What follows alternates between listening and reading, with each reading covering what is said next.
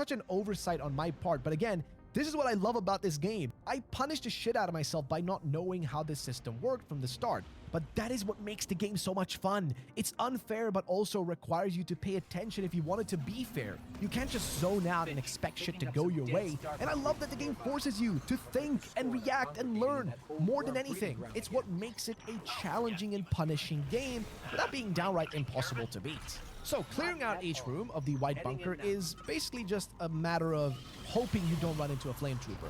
All you gotta do is just kill a bunch of Bremen soldiers, and even running into a strange creature that looks a bit like Crowmauler from Fear and Hunger 1.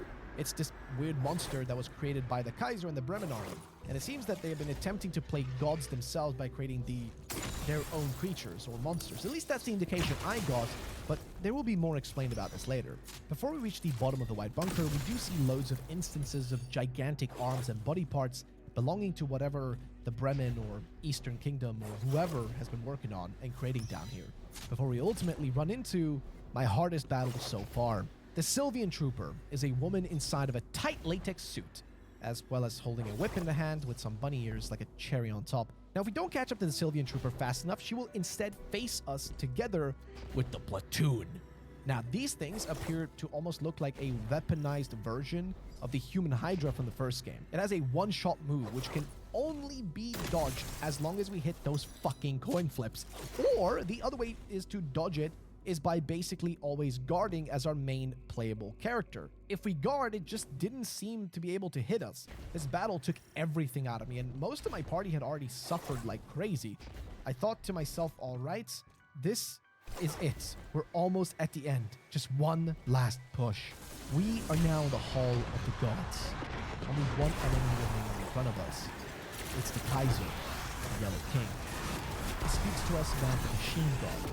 It seems that his goal is no longer about becoming a god himself or attaining ascension. Rather, his goal seems to have been to defend the new Machine God, to achieve the same that the old gods and new gods did, bringing a new god into reality.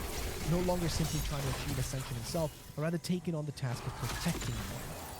We can face him in battle. Now, I made a mistake here, which almost cost me my run, which was aiming at his arms instead of going for the asterisk, which is this weird object, a little asterisk standing next to him, which is a tiny object hovering by his head.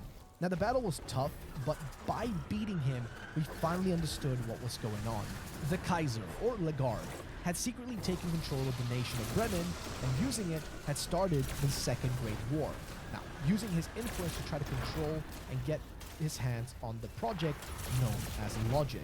Now, this was a goal by the Eastern Union to create their own machine god, but when a peace treaty had been signed, the Bremen demanded control of Prehevil to be given to them instead. Now, one of the head engineers working on the Logic project was named Rayla Haas, the sister of Olivia Haas. She apparently freaked out because she knew the importance of the project and that if it ended up in the hands of the Bremen, and especially the Kaiser, it could spell the doom of everyone. So, with the help of a paramilitary resistant force, she got access to the white bunker, and in the midst of everything, she had inserted herself into the machine and become the machine god of the Logic, while sending the resistance forces to instead tamper with the electroscope to make sure the Kaiser wouldn't get access to it fast enough. Speaking of Rayla, she's actually the ghost apparition girl that we've been seeing running around showing us the way whenever we wanted to find the electroscopes. It's kind of funny because if the moon god Rear didn't fuck around with his Termina festival, it likely would have been that the Kaiser would have gotten here in time instead. But we can enter the last room, the White Room of Logic. This is the machine god, the god of logic and worldwide information.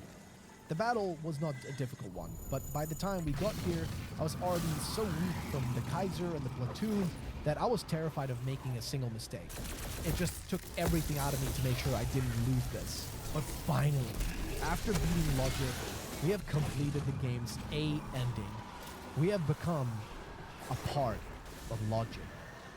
This is the best ending, in the sense that this ending is the only one where more than a single person survives.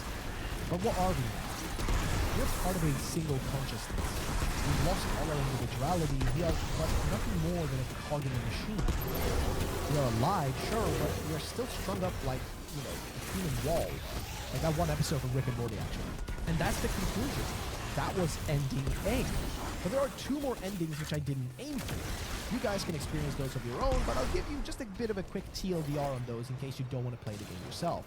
Alright, so to get the other two endings, you really only have to do one very important thing, and that's to kill all the other contestants, as well as find all the effigies. Now, I will say that killing the other contestants is kind of hard to do, in the sense that they are all over the place, they are in very many different locations, so it does take a while to catch all of them.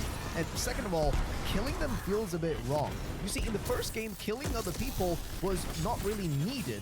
However, in Termina, if you're gonna kill someone, just make sure that nobody's watching.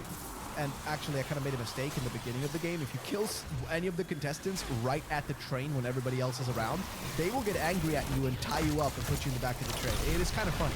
But besides that, though, once you've killed everyone, you gotta head to the tower. The same tower where two of my party members got moon scorched by accident once in the past. Entering the tower, you'll go to the top and face off against Perkele in a battle. You will basically learn here that Perkele overall isn't actually serving the Moon God rear. Instead, he just happened upon the concept of the Termina Festival from the past. Instead, he serves something known as the Sulphur God, which I'll speak a tiny bit about in a second. So, during this battle, you simply defeat him.